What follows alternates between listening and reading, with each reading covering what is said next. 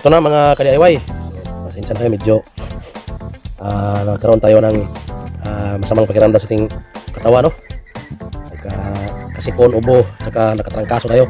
So ito na yung karugtong sa ginawa nating demo kung paano ikabit itong ating mga piyesa o mga circuit para sa ating DIY na emergency light. So ito na po, at atin lang i-review kung paano natin kinabit. So yun, mula sa kung nakita nyo sa ilalim mga idol o mga DIY, yun ang back converter natin. So kung nakita nyo yung in nya, ito, so yan, in, yan, punta sa back converter, tapos yung out nya dito, yan, out nya, pinagsama natin sa in din ng type C, yun, silang dalawa, pinagsama natin, dito, yan, silalim, pagsama nyo lang, tapos silang dalawa, dito siya nakalagay, yan, kung makikita nyo, meron siyang 4 na slot dyan. So yung dalawang itim na wire, yung dalawang butas sa ating TP, this is TP5000, negative yun, yung nasa gitna, yung dalawa, 4 yan, at saka itong magkabilang dulo naman, yun ang positive. So itong, kung nakita nyo, nakatalikod na kasi itong mga DIY.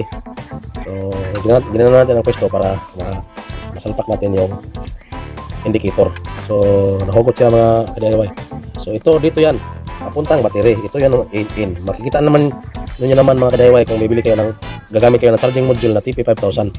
Makikita nyo man meron indicator. Ito ang in. Ito. Tapos battery B+. Ito in plus. So tandaan nyo lang na ang dalawa sa gitna ay puro negative. So galing dito sa ating type C, yan, pinagsama natin sila. Ito yung out, kasi in dito papuntang back converter.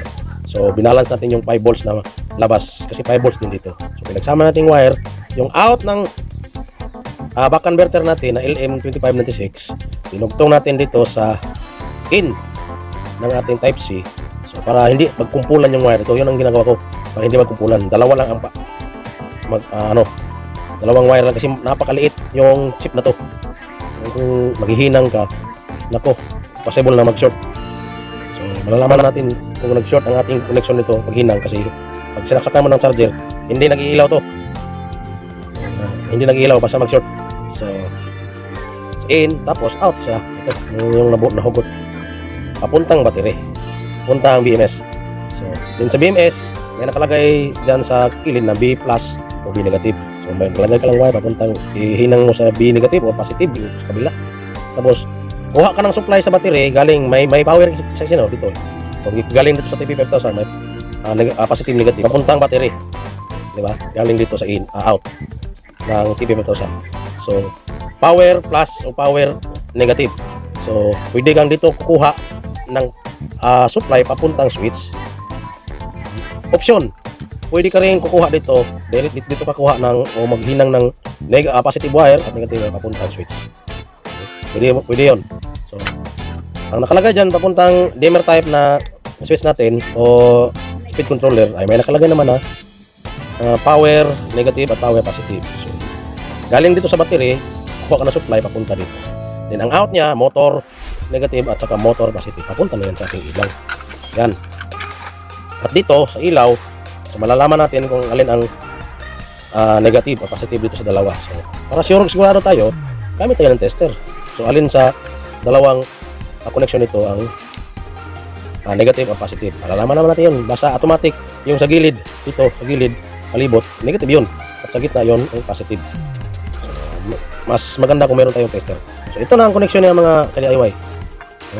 Ito na ang connection. So mas okay to. Sundan nyo lang, pwede nyo i-save yung video mga ka-DIY para masundan nyo. So basta dito sa in na dalawa na type C, ipagsama mo lang silang wire para hindi magkumpulan dito pagdating sa TP5000. So in dito, mula dito in papuntang back converter. Yung out mula sa back converter at saka in ng type C, yun ang pagsasamahin nyo papunta dito. Okay, yun lang mga ka-DIY. So sana masundan nyo ang ating demonstration at saka pwede na yung gawin. Kayo na lang, basta nandito kayo or ito, makabili kayo ng ganitong mga circuits, pwede na kayong mag-DIY. Ayun ang gagawa sa inyong mga emergency light. Okay? So, yung ginamit ko dito ay dalawang 18650 na battery. Kasi kung tatluhan na, hindi na siya masyadong sakto kasi meron tayong nilagay na back converter. So, sinadya natin, sa gawa ko, sinadya ko yung gagamitan ng back converter kasi walang problema dito. Kahit meron kang charger na 6 volt, solar kasi sa solar panel, mostly yung solar charge niya ay 9 volts. So, pwede yung gamitan ng solar dito, pang charge. Kasi yung back converter natin, yung input niya ay mula 6 volts hanggang 36 volts. Kung meron kayong 9 volts sa charger, pwede yung gamitin dito. 12 volt, 15 volt, 21 volt, 24, 30, hanggang 36 volts po. Pwede dito. So, kung meron kayong charger sa laptop, kasi yung laptop natin, merong mga 2.5 by 2.1 na mga charger, yung more maliit pa. So, pwede nyo gamitin to as long as magkasya sa dito, pwede gamitin. Dito lang, sa ating Type-C is exclusive yan for cellphone charger. So, ang ginagawa na natin sa ating back converter ay minamatch natin yung out niya.